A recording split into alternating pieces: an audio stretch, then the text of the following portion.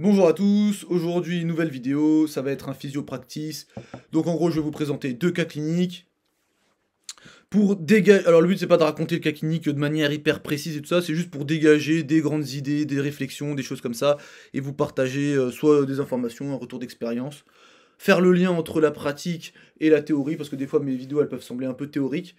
Euh, Voilà. Donc je vous invite à me rejoindre sur Instagram si vous le souhaitez.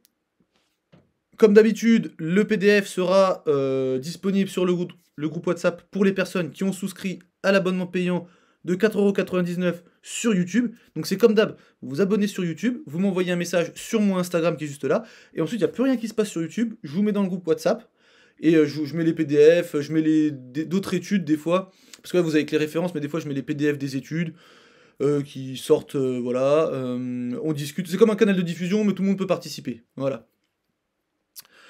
Donc, premier patient, tendinite du corps, vous allez tout de suite comprendre pourquoi. Donc en gros, c'est un homme qui vient me voir, il a 50 ans, et il vient pour des douleurs aux deux hanches, aux deux coudes et aux deux épaules. Le diagnostic médical, il est très simple, tendinite bilatérale aux hanches, aux coudes et aux épaules. Donc c'est le patient, ça vous l'avez déjà eu je pense aussi, c'est le patient qui vient avec 3 ordonnances différentes, avec à chaque fois écrit tendinite bilatérale pour chaque partie. Un peu de contexte, donc c'est un patient très sportif. Dans sa jeunesse, il faisait beaucoup de musculation, beaucoup de boxe. Enfin, dans sa jeunesse, non. Depuis sa jeunesse, plutôt, il a toujours fait beaucoup de musculation, beaucoup de boxe. Plusieurs fois par semaine, depuis toujours. Mais il a, depuis 4 ans, un peu plus de 4 ans, arrêté totalement le sport à la suite d'une cruralgie. Qu'il l'a mis au lit pendant une semaine, je crois même plus, 2 semaines, une ou 2 semaines on va dire, et en fait depuis il a jamais réussi à reprendre. À chaque fois qu'il a essayé de reprendre, il a eu des douleurs, pas forcément à sa cruralgie, et en fait, il a eu des douleurs et il n'a pas pu reprendre. Donc, il avait des croyances que tout était abîmé, qu'il pourrait plus reprendre les sports de combat. Et en fait, il avait tout abîmé parce qu'il avait fait trop de sport. Et ça, vous l'avez, hein, je pense aussi au cabinet, les patients qui disent ouais, non, mais quand j'étais jeune, j'ai fait beaucoup de sport. Moi, j'ai des patients, des fois, ils ont plus de 65 ans, ils ont fait du sport pendant qu'ils étaient en cours, quoi, il y a entre 15 et 20 ans, on va dire. Et ils me disent c'est quand j'étais trop jeune, j'ai fait trop de sport, c'est pour ça que j'ai des douleurs. D'un point de vue, on sait que c'est très très très très peu probable, hein. Ok, la sédentarité, par exemple, peut causer de l'arthrose et des choses comme ça, plus que chez ceux qui s'entretiennent, ou voilà. Donc, mais c'est marrant d'avoir, d'entendre ce genre de croyances. Et donc, reprendre les sports de combat, c'était même pas un objectif. Lui, il voulait au moins essayer, au moins réussir à reprendre la musculation. Voilà, il voulait juste être guidé pour pas se faire mal, pour pas se blesser, pour pas faire toutes ces choses.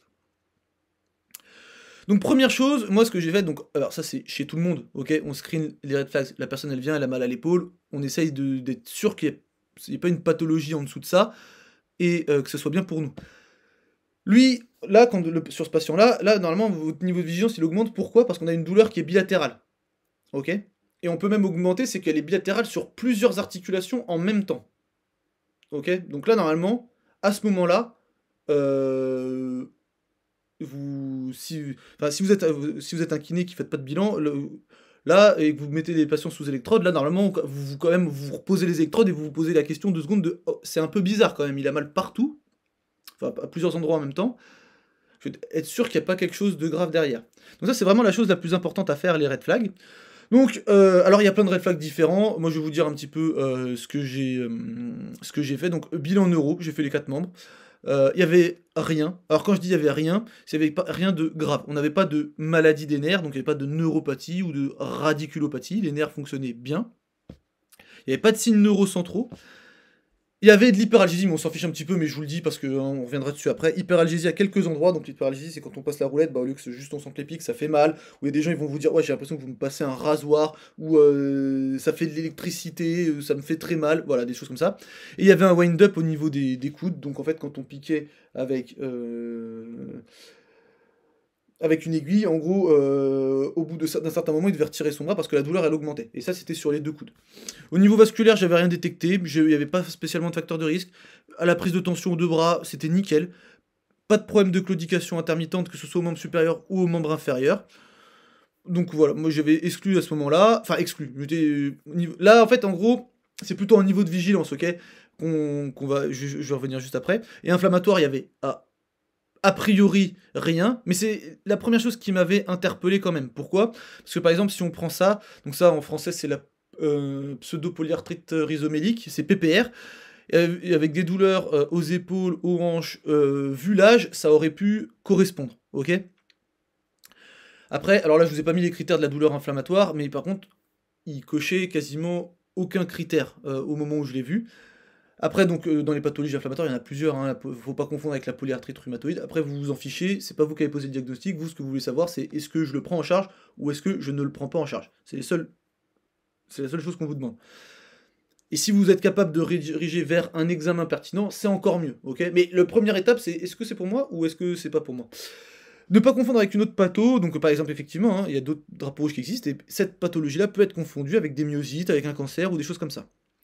Autre chose, voilà, je vous ai mis juste ça, les patients doivent être évalués au moment du diagnostic et périodiquement pour détecter l'apparition d'une artérite à cellules géantes qui peut donner des céphalées, donc c'est pour vous donner un outil en plus.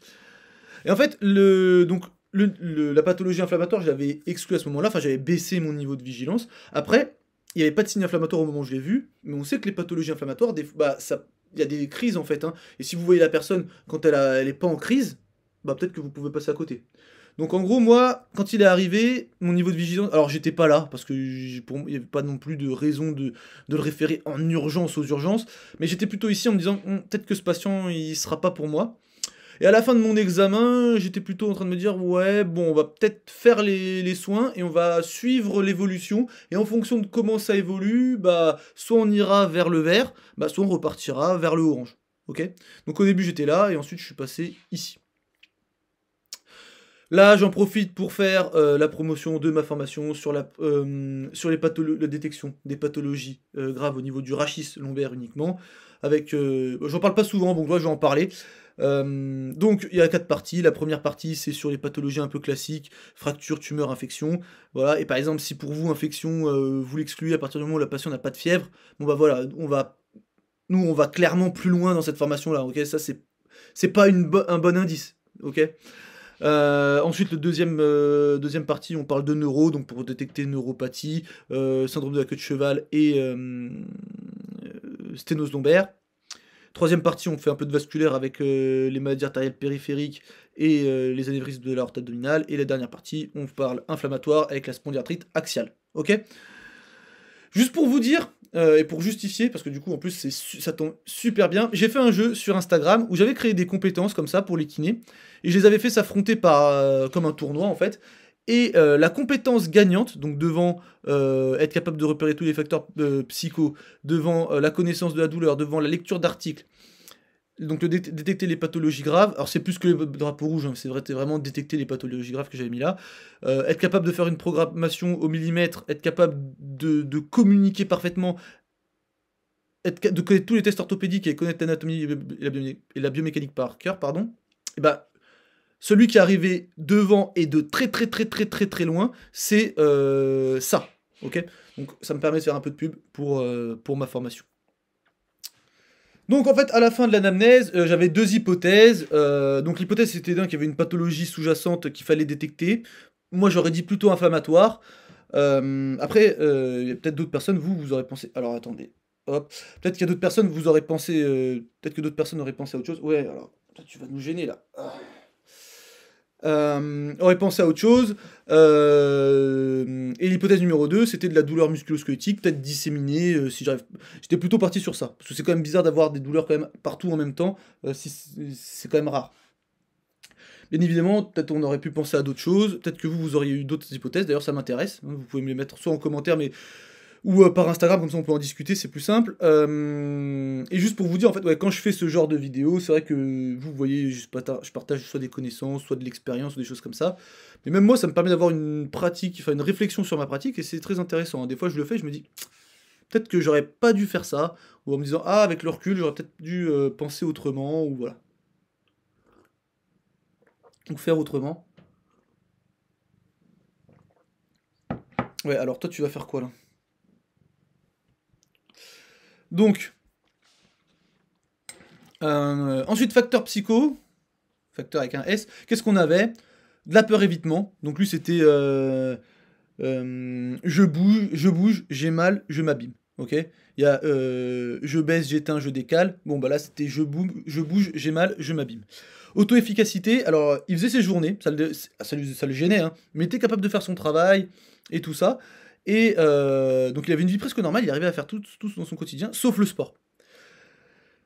Et ce qui était assez étonnant, et j'ai choisi après le deuxième cas pour ça, en fait, pour vous montrer que les patients, des fois, c'est très, ils peuvent avoir une façon de penser très, bah, c'est très ambivalente, en fait, hein, tout simplement. Parce qu'en fait, quand il faisait ses journées et qu'il était au travail et qu'il avait mal, c'était pas un problème.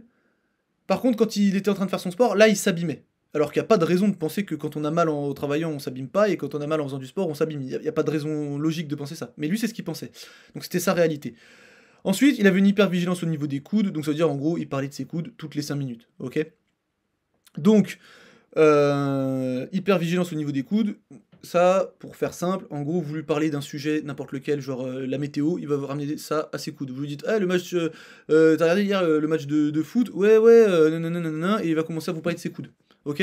Donc, voilà, vous avez l'impression qu'il y a une obsession au niveau des coudes. Ensuite, alors ouais, toi par contre là du coup tu vas m'embêter un peu trop là. Hop. Là, on va juste parler de ça parce qu'il y a des personnes qui sont venues me voir, alors notamment quand j'avais fait ce jeu-là et que cette carte-là avait perdu, que je parle beaucoup de facteurs psycho dans mes vidéos, donc il y a des personnes qui sont venues me voir en DM et qui m'ont dit en fait que les facteurs psycho, bah, fallait pas. C'était. On m'a sorti quoi? C'était une mode. Les facteurs biomécaniques sont bien plus importants. Alors après, vous pouvez avoir l'avis que vous voulez, hein, mais moi, en fait, votre avis, je vous le dis là, et comme je vous le dis par message, votre avis, j'en ai rien à faire, ok? Votre avis, j'en ai rien à faire. Voilà. Je le dis 2 fois, comme ça, c'est bien ancré. Si vous venez avec des preuves et que vous m'expliquez que j'ai tort, il n'y a pas de souci, on va discuter, on va discuter. Mais si je dois écouter l'avis de tous les mecs qui viennent me parler, moi, je finis pas mes journées, et en plus, j'ai rien appris à la fin de la journée. Donc j'ai d'autres choses à faire, ok? Je peux jouer à la play, je peux poster des conneries sur les réseaux, voilà. Mais votre avis, j'en ai rien à faire.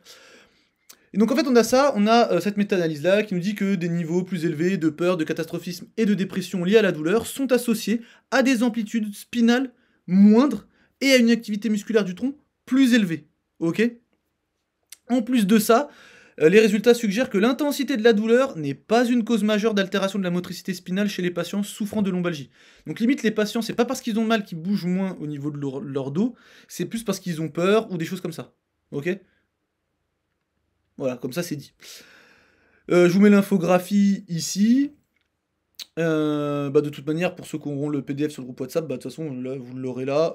Si vous la voulez à part, je vous la remettrai à part, mais de toute façon, vous allez avoir tout le PDF.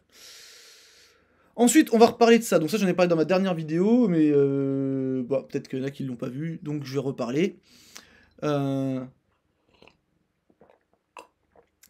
je vais redire ce que j'ai dit dans ma précédente vidéo. Moi là, je fais vraiment un truc rapide dessus. Ça, il y a des formations qui sont très bien faites sur le sujet. Moi, celle que je vous recommanderais, c'est celle de Anthony Halimi avec la formation Gérer la douleur. Ok. C'est sur 2 jours. Il y a plein de thèmes qui sont abordés. Et par contre, vous allez voir que niveau physiologie de la douleur et qu'est-ce qu'on fait en fonction de cette physiologie-là. Voilà, donc je vous recommande cette formation.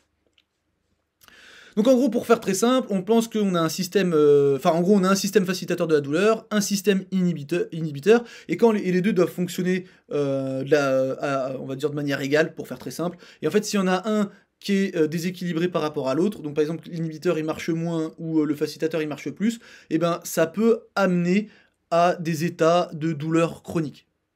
Ok. Et en fait, quand on a le système inhibiteur de la douleur qui fonctionne pas assez bien, on peut se retrouver avec de la douleur disséminée, justement. Et je vous rappelle que c'est l'hypothèse que j'avais émise juste ici. Voilà.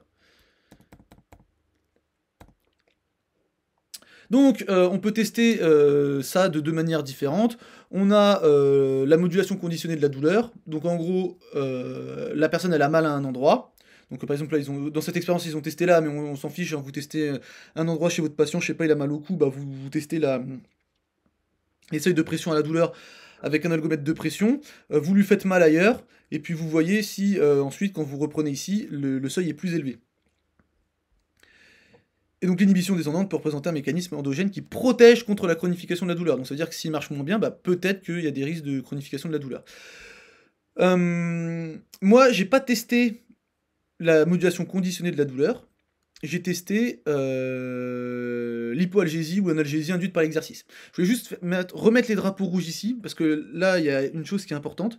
Admettons que ce patient-là, il avait une pathologie grave. C'est pas parce que le patient a une pathologie grave que vous n'aurez pas de modulation de la douleur, hein. Vous pouvez avoir une modulation des symptômes, vous pouvez avoir une modulation de la douleur chez quelqu'un qui a une pathologie grave. Mais du coup, ça va pas mais si à chaque fois que vous modulez ces symptômes pendant 2-3 jours, que ça revient et que vous faites ça à chaque fois, en fait, vous êtes juste en train de masquer la douleur. Et le problème, c'est il doit avoir un avis médical, cette personne-là. Donc, il faut faire très attention à ça.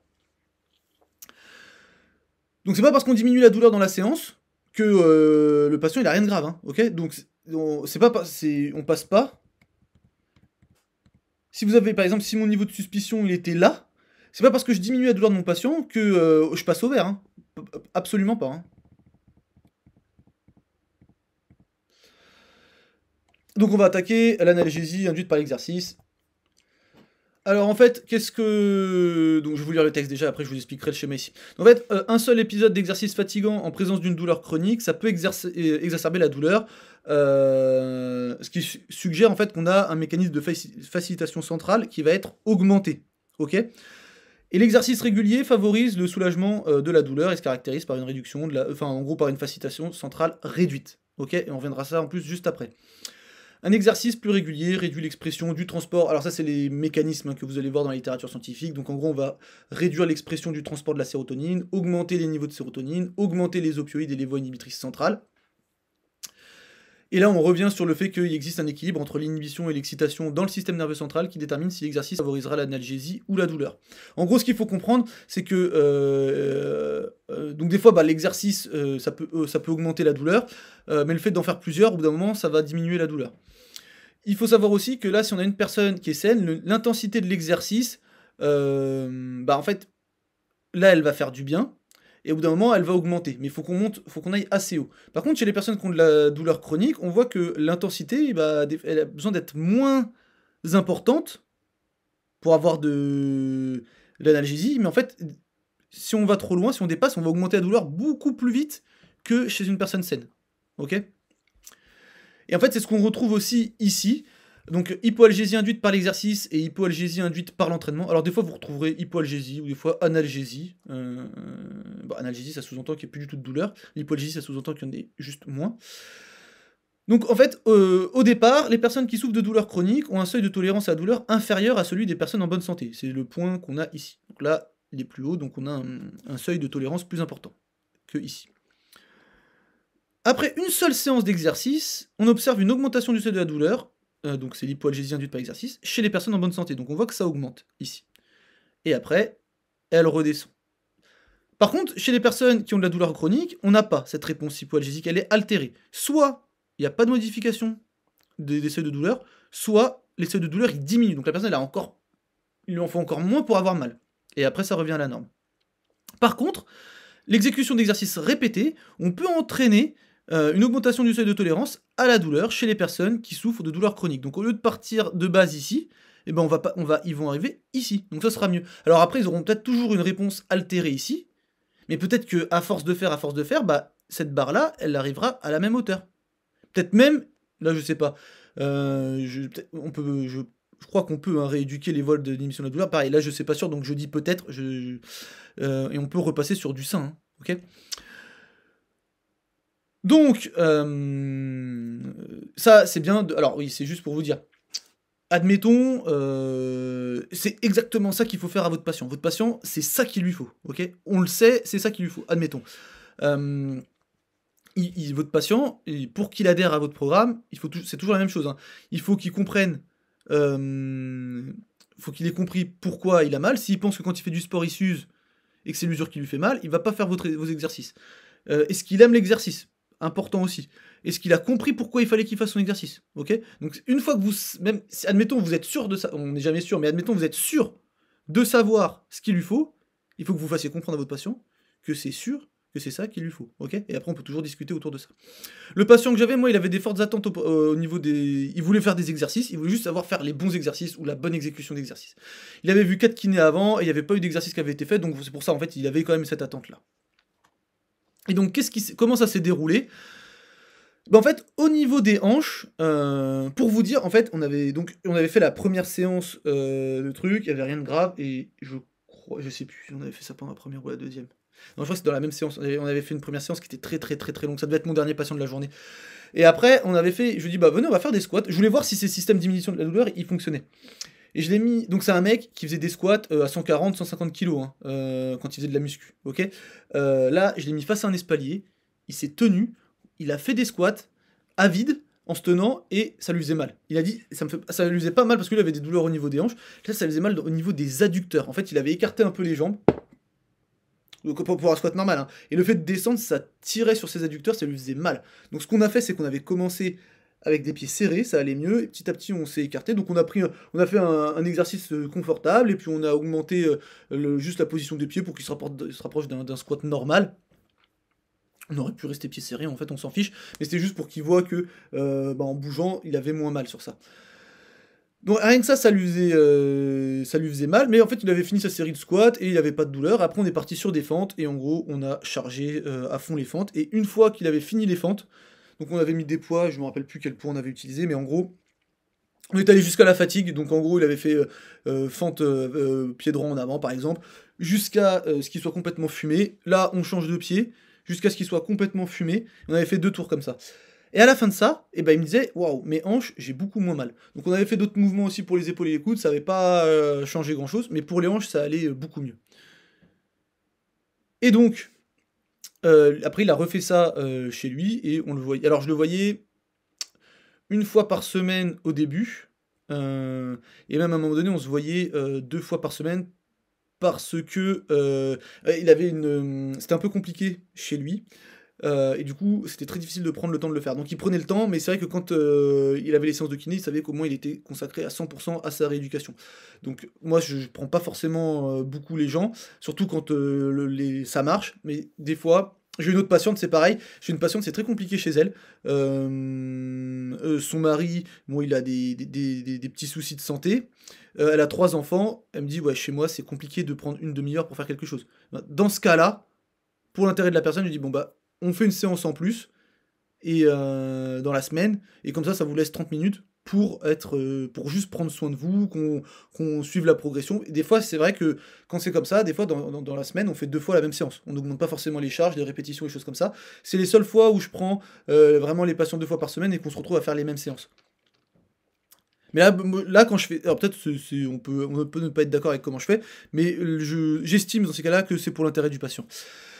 Et donc les hanches, en fait, ça allait beaucoup mieux. Au bout d'un moment, du coup, il m'a dit: «Ouais, bah là, maintenant, ce qui me gêne le plus, c'est les coudes». Et là, du coup, là, c'était complètement différent. Je vous rappelle, il y avait un wind-up, et en fait, c'était très irritable, ces coudes. On avait essayé de chauffer progressivement, mais en fait, des poids même légers, ça lui faisait super mal quand on faisait de la flexion de coude. On a fait sur d'autres mouvements, par contre, sur du tirage, alors soit avec un poids au sol, ou soit avec un élastique, ça allait. Alors je crois qu'en neutre ça allait, et en supination ça faisait mal, en pronation ça faisait mal. Pareil, au début, ce qu'on a fait, c'est du tirage dans une position confortable, et après, au fur et à mesure du temps, on a travaillé dans les autres positions, on a augmenté les charges, et finalement, en fait, au fur et à mesure du temps, ça allait mieux.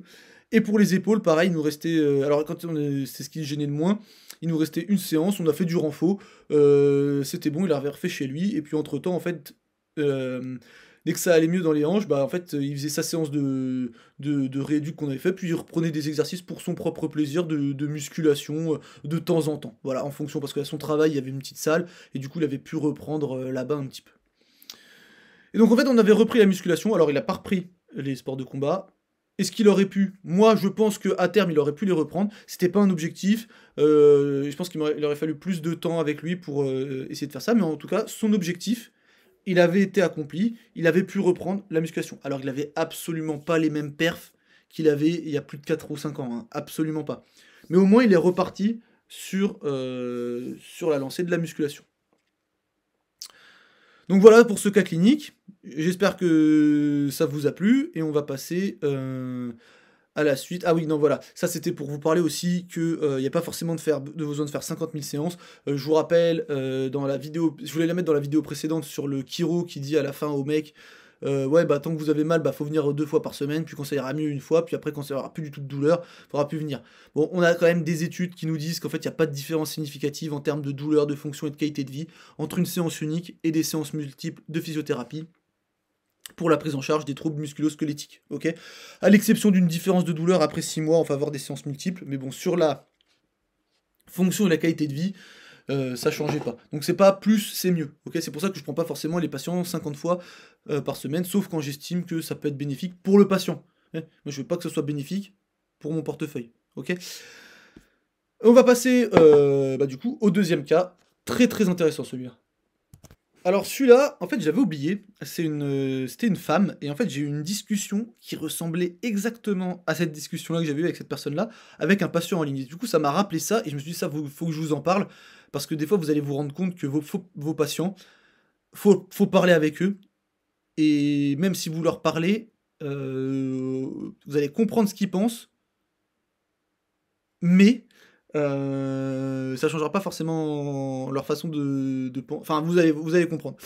C'était une femme de 25 ans qui avait des douleurs à l'épaule droite, depuis un moment, voilà, depuis plusieurs années, 3 ans et elle avait des croyances mécanistes, mais voilà, plus, plus, plus, plus, plus, plus, plus, plus, plus. C'était incroyable, incroyable. Et en fait, en gros, elle, son explication à elle pour expliquer ses douleurs d'épaule, c'était qu'elle avait l'épaule trop en avant. Donc en fait, ça mettait en tension, ça irritait devant, ça mettait en tension derrière, et ça, c'était pas bon. Du coup, son épaule était décentrée, et ça activait mal les muscles. Bien évidemment, ça, c'est pas elle toute seule qui s'est dit: «J'ai ça». C'est qu'elle regardait beaucoup de vidéos, de contenu, de musculation. En plus, c'était il y a quelques temps, donc avec vraiment, maintenant on parle quand même plus, même en musculation, non, peut-être pas en musculation, mais il y a des gens, des kinés ou des ostéos qui commencent à parler des croyances et des choses comme ça, donc voilà, on a plus de contenu. Mais c'était une époque où il y avait que des mécanistes qui parlaient. Donc elle, c'était ça son hypothèse. Ses objectifs, c'était pouvoir faire de la muscu sans douleur et sans penser aux positions de son épaule, parce qu'en fait, toute la journée, elle pensait à son épaule. Fallait qu'elle la replace en arrière. Son épaule, elle gênait. Des fois, elle pouvait avoir des douleurs ailleurs, et elle expliquait tout par rapport à son épaule. Oui, mais c'est comme mon épaule, et nanani, nanana. Donc, en fait, j'ai commencé les séances avec elle, et les 3 premières séances, on a fait, sur un mois, 3 premières séances, on a fait une approche mécaniste, car elle avait des attentes plus, comme je vous disais, des croyances incroyables. Hem et en fait, là, fallait que je pèse le pour et le contre. Dès que je partais sur autre chose que de l'explication mécanique, je la perdais. Et j'avais l'impression qu'elle était, enfin, limite, elle accrochait pas du tout avec ça, qu'elle allait faire ce que je lui dis, mais sans adhérer au programme. Enfin, vraiment, je sentais ça. Donc là, j'ai pesé le pour et le contre, et je me suis dit: «Bon, bah, je vais aller dans son sens à un moment donné. Comme ça, si ça marche, tant mieux. Et elle va repartir avec des explications qui seront pas top, ou on essaiera quand même à la dernière séance d'en parler, mais au moins elle ira mieux. Si elle va pas mieux, je pourrais me servir de ça pour travailler sur ses croyances». Et donc en fait, donc volontairement, je suis allé dans son sens. Pour l'alliance thérapeutique, OK? Parce que si je vais contre elle, qu'elle est pas d'accord avec moi, ça va être zéro. Elle va partir, il ira pas mieux, et en plus, elle aura toujours ses croyances éclatées. Donc, il y a eu aucun changement, en fait, on avait refait de toute façon des choses qu'elle avait déjà fait avec d'autres kinés auparavant, elle en avait déjà vu auparavant, donc voilà. Elle avait une hypervigilance au niveau de ses épaules, donc pareil, son épaule, elle en parlait tout le temps. Voilà, elle pouvait. En fait, c'est simple. Là, si je vous demande comment, on est à la fin de la journée, vous voyez la vidéo à la fin de la journée, je vous dis comment elle était votre épaule quand vous étiez en train de conduire. Vous allez me dire, je sais pas, j'étais comme ça, j'en sais rien. Elle pouvait me dire: «Ah oui, bah, c'est simple, au début j'ai commencé, je la recalais comme ça, puis après j'avais plus la force, donc elle était comme ça. Après à un moment donné, j'ai senti qu'elle était un peu haute». Elle est capable de vous dire la position de son épaule à chaque instant de la journée. C'est ce qu'on appelle une hypervigilance, je pense. Et là, en fait, je vais vous montrer à quel point les patients, ils sont ambivalents. C'est assez incroyable, et c'est pour ça qu'il faut parler avec eux, parce qu'en fait, comme je vous dis, ça va peut-être pas changer leur point de vue, mais vous, ça va vous permettre de comprendre qui vous avez en face de vous. Donc en fait, à un moment donné, on a fait une séance. Donc moi personnellement, j'en avais marre de. En fait, à chaque fois, je devais répondre à des questions mécaniques. Et si j'avais une autre explication que mécanique, ça, elle adhérait pas. Donc je devais tout justifier de manière biomécanique. De toute façon, rien n'avait changé. Donc un jour, je lui ai demandé, ok, toi, tu penses que ton problème d'épaule vient du fait que tu as une épaule en avant, à combien de pourcents t'estimes être sûr de cette croyance? Elle m'avait dit 90%, je suis sûr, je suis quasi sûr de moi. Ok, je suis quasiment sûr de moi. Et donc je vais vous expliquer la discussion qu'on a eue. Alors là, du coup, je l'ai structuré comme ça parce que c'est tous les thèmes qu'on a abordés pour que là, ça ressemble à quelque chose. Je voulais structurer comme ça, bien évidemment. C'était pas, on n'a pas attaqué un thème, puis un autre, puis un autre. C'était une discussion, quoi, un échange. Mais le but, en fait, c'était de questionner ses croyances. Donc le problème, c'était les épaules en avant, c'est ça le problème. Et moi, je voulais que le problème, à la fin, ce soit, je sais pas ce que c'est, mais c'est pas les épaules en avant, ok? Moi, je savais où je voulais qu'on aille. Donc moi, je lui ai demandé, en fait, comment elle savait que son problème, c'était d'avoir les épaules en avant. Et en fait, elle m'a dit quelque chose de très intéressant. Elle m'a dit, je sens que mon épaule, elle est en avant. Et donc du coup, je lui ai dit, ok, tu le sens, très bien.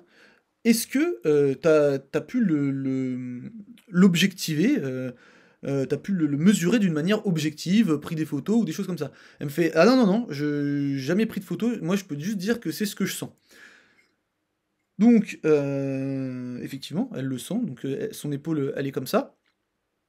Après, donc on avait même discuté sur le fait que je lui avais demandé si on pouvait faire toujours confiance à nos sensations. Elle m'a dit oui. J'étais assez surpris parce qu'en général, quand je pose ces questions-là, en général j'ai plutôt un non, mais là elle m'a dit oui. Donc du coup, bah, on a discuté, je lui ai dit ouais, d'accord, on peut faire confiance à nos sensations, à nos observations, à nos sens et tout ça. Elle me dit oui, oui. Donc je lui ai dit, bah, par exemple, quand on a une illusion d'optique devant nous, on a un papier, il y a des formes, ça bouge pas, mais des fois on voit que ça bouge.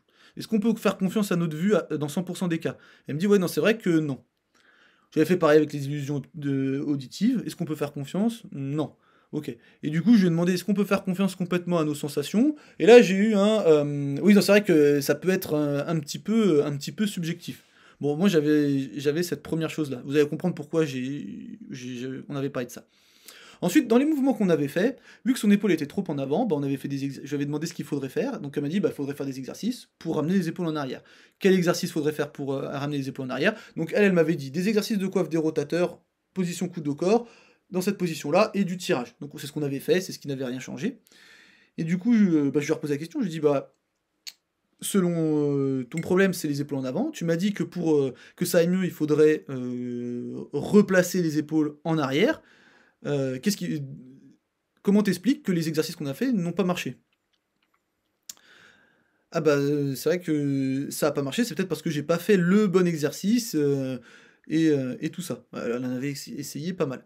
J'ai dit: «OK, d'accord, donc les exercices qui replacent les épaules en arrière, ils sont pas efficaces», et en fait, quand elle faisait des exercices qui n'avaient rien à voir avec les épaules, par exemple, quand c'était une personne qui marchait, aller marcher en forêt, pendant une demi heure, 1 heure, ça allait mieux ses épaules. Et je lui dis: «Mais comment t'expliques par exemple que aller marcher, où ça ne change absolument pas la position de tes épaules, ça te fasse du bien?» Et ben, pareil, là j'ai eu c'est vrai que, bah, je sais pas. Alors quand quelqu'un me dit: «Je sais pas», en général je fais: «Ouais, c'est une question difficile, prends le temps d'y répondre, OK? Prends le temps d'y répondre». Donc elle m'a dit: «Ouais, c'est vrai que là sur ça j'ai pas d'explication». Et en fait, j'ai mis: «Je suis quelqu'un de logique» parce qu'en fait, au début de la discussion, elle m'avait dit ça. Elle m'avait dit: «Ouais, moi je suis quelqu'un de logique, mes épaules elles sont en avant, ça frotte devant, ça tire derrière, c'est pour ça que j'ai mes douleurs». Donc je reviens au début et je lui dis donc la cause de ton problème, c'est d'avoir des épaules en avant. Mais quand on fait des exercices qui sont censés replacer les épaules en arrière, ça ne marche pas. Et quand tu vas marcher et donc tu fais des choses qui n'ont rien à voir avec tes épaules, ça soulage ta douleur. Est-ce que pour toi, les épaules en avant, c'est toujours le problème? Toi, t'es quelqu'un de logique. Bon, j'aurais peut-être pas dû le faire comme ça, mais des fois, j'aime bien, j'aime bien faire des petites piques comme ça. Elle m'a dit qu'elle était quelqu'un de logique. Toi qui es quelqu'un de logique, comment t'expliques que le fait de faire des exercices qui sont censés être efficaces ne le sont pas, et des exercices qui sont censés être inefficaces le sont? Et elle m'a dit, je sais pas, mais en tout cas, quand je lui ai dit, est-ce que tu penses que c'est toujours les épaules en avant ton problème? Elle m'a dit oui. Et là, du coup, je me suis dit, ok, pour elle, sur elle, ça c'est sûr et certain, son problème c'est les épaules en avant. Mais ce que je lui ai dit, mais là, admettons qu'on parle plus de toi, et qu'il y a une troisième personne dans la salle, et que cette personne-là, elle a mal aux épaules, et qu'elle pense que le problème, c'est d'avoir les épaules en avant. Mais que cette personne-là, quand elle fait des exercices pour replacer les épaules en arrière, ça marche pas, et quand elle fait des exercices qui n'ont rien à voir avec son épaule, ça marche. Est-ce que tu dirais à cette personne-là que son problème, à elle, c'est d'avoir les épaules en avant. Et là, elle m'a dit non. C'est pas logique que son problème, ce soit d'avoir des épaules en avant. Et du coup, je lui ai dit, et toi, t'en penses quoi du coup de ton problème? Et bah, elle m'a redit que son problème, c'était les épaules en avant. Vous vous rendez compte?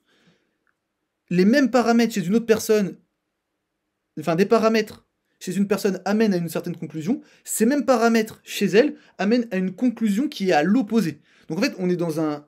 C'est totalement irrationnel. Hein. Donc c'est pour vous dire que des fois, le niveau d'irrationalité que vous pouvez avoir chez les patients. Ok?